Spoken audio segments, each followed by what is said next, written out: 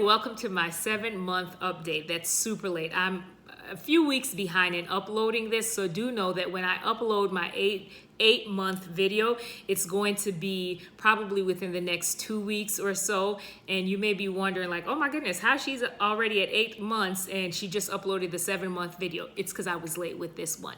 Now that we got it out of the way, let's jump into my results. Have not lost any weight, but I haven't gained any either. And I'm happy that I continue to just maintain the weight loss. My clothes is fitting, so that is wonderful. In terms of my hair, little fuzz, but again, nothing noticeable. So I can't really say that like I'm just seeing these drastic changes because I'm not.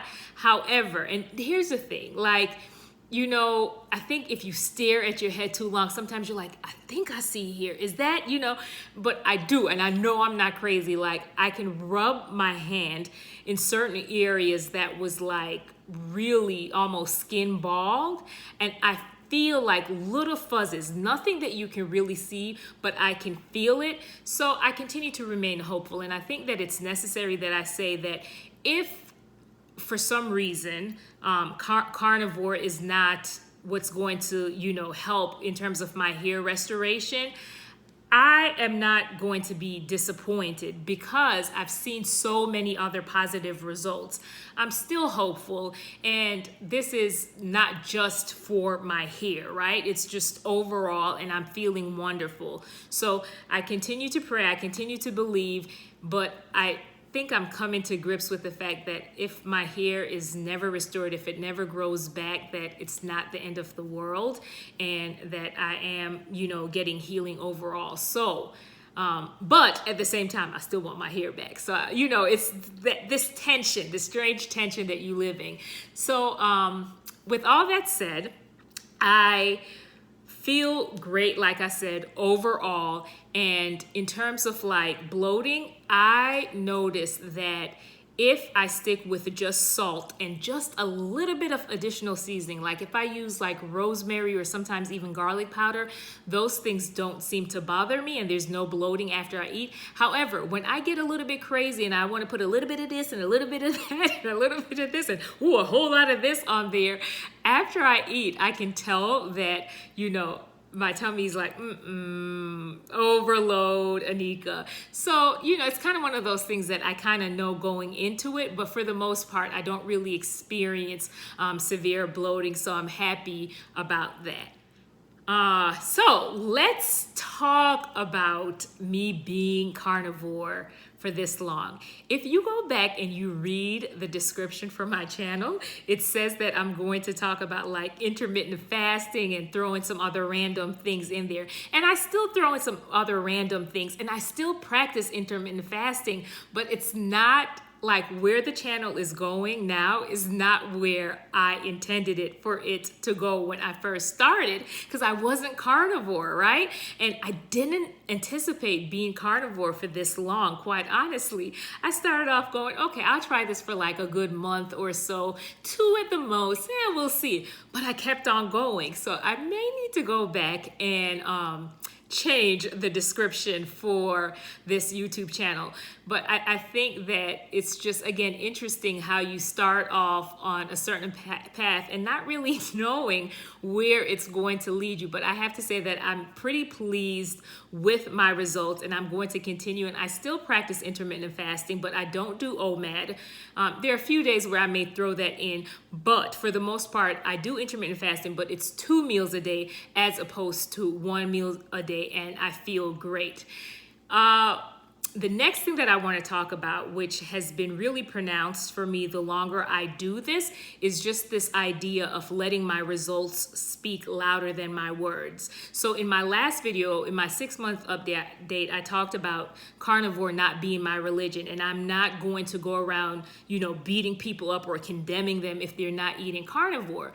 But the flip side of that is that truly, when you are concerned for people and you see them in certain health challenges, and you want to, I know that I can, not from a place of judgment, but from just a sincere desire to want to help them. Sometimes I can go into information overload, especially if something is working for me, like you need to try this, and you just go on and on and on. At least I'm guilty of that sometimes. And again, not in like a condemning way, but it's sometimes I get so excited because it's like, hey, I'm seeing these great results and I want you to try it. But what I've learned is to just pump the brakes and to just allow my results to speak louder than my words. And the longer that I've been doing carnivore, the more people observe my results without me saying anything. And I've found that a few more people are more willing to engage. They initiate the conversation with me concerning the carnivore diet. And, I think that that's always such a good thing when people are the ones who kind of initiate the conversation, because that shows that they're more open to what you have to say. Now, some people, after I explain to them, they're like, that's real cute, but yeah, pass me the bread, and that's fine. That's totally okay. But there are others who, they've heard what I said, and I'm so excited because I have a good friend, and it was so funny because when I first told her about it and she was seeing the results, she's like, what are you doing? And I was like, I'm doing the carnivore diet. And she's like, okay, so, and I was like, I'm just eating meat. And she asked me a couple of times, like, wait, what? You're just eating meat? And I'm like, yeah, I'm just eating meat.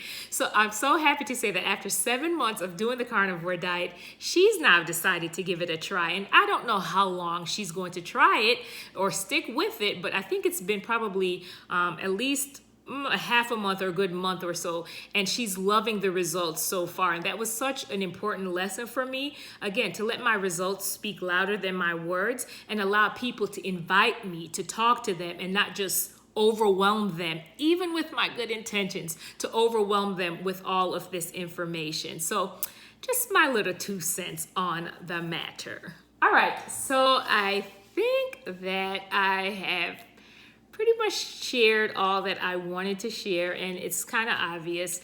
I am going to continue to do this is what I want to say. So over the holidays, I did wonderful. Like, I stayed on track November, December, and then mid-January, we went out to eat, and I ended up having some cupcake. Why did I do that? Now, let me just say that I've had cheat days before, but they're getting to be really, really spread apart, right? And it had been a while since I had, kind of ventured off into non-carnivore foods. And well, let me just say, there were a few times where, like, if we went out, I would have like lettuce with my burgers or whatever, and that didn't really bother me. So, I'm not like too hung up on that. But I ended up having some cupcakes. Notice I said cakes. Yes, not singular, but plural. And it was so horrible. And this is not like I went on days and days and days. It was just like this short period of time in one day. And it took me a full week to recover. It was absolutely awful.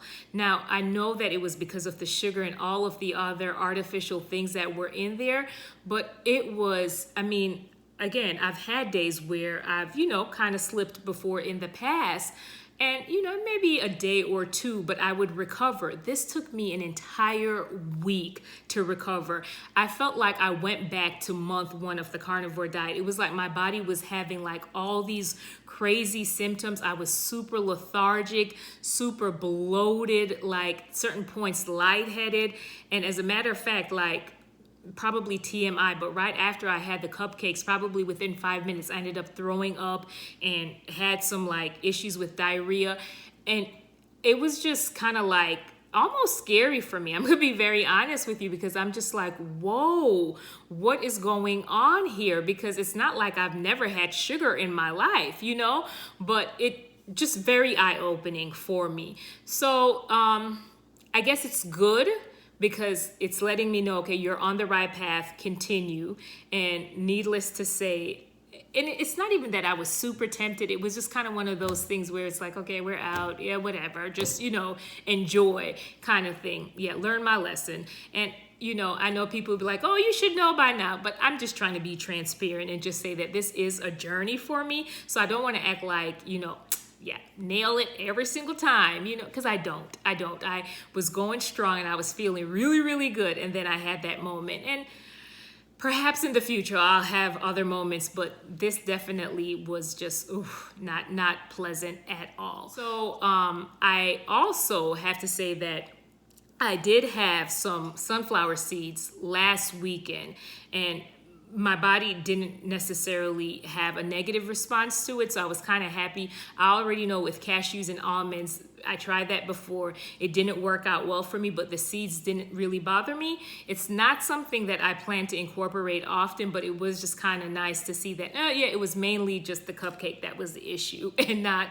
you know, necessarily this other things. And as I progress, maybe if I stick it out to a year, which I probably will, I would probably try to incorporate other things if I feel like it. I don't know. You know, I honestly don't know.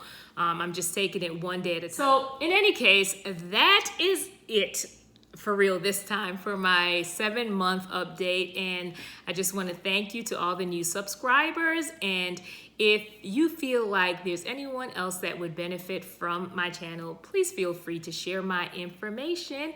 And in the meantime, you be blessed.